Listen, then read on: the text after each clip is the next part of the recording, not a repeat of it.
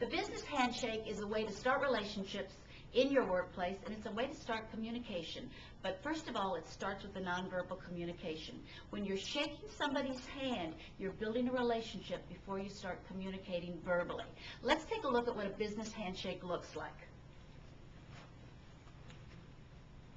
Now, if you notice what they've done here, they have a business handshake going on because both hands are in a vertical and upright position.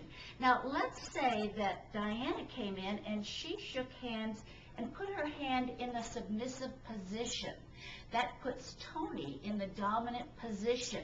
Now, what happens here is non-verbally, Tony's picking up that she's in a submissive position and might take advantage of this. Now, what does Diana do if she finds herself in this situation? What she can gently do is try with her own strength to move this handshake into a vertical position.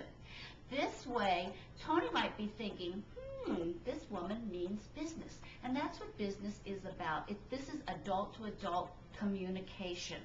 When we are communicating adult-to-adult in business, you have a lot of things going on. And what's most important about this is that people are thinking business and they're acting business. But something to keep in mind, when you're shaking hands with a woman, what you want to do is you want to let the woman determine the pressure of the grip.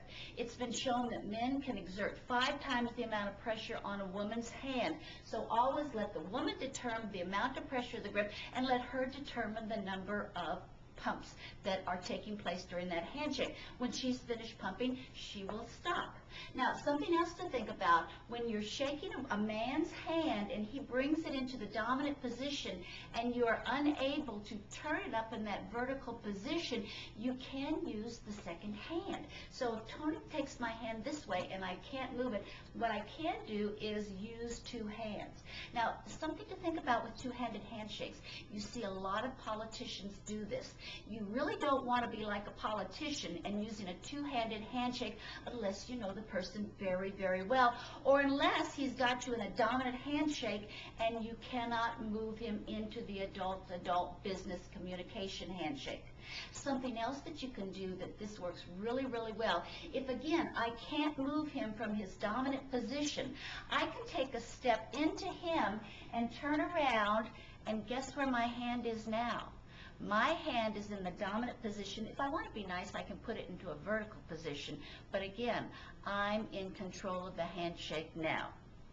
Communication with a handshake is all about creating business, because if you can't communicate non-verbally to begin with, you're not going to be able to communicate verbally after you've built the relationship with a handshake. So keep this in mind the next time you have a business meeting and you're shaking somebody's hand, it needs to be a business handshake in the vertical upright position.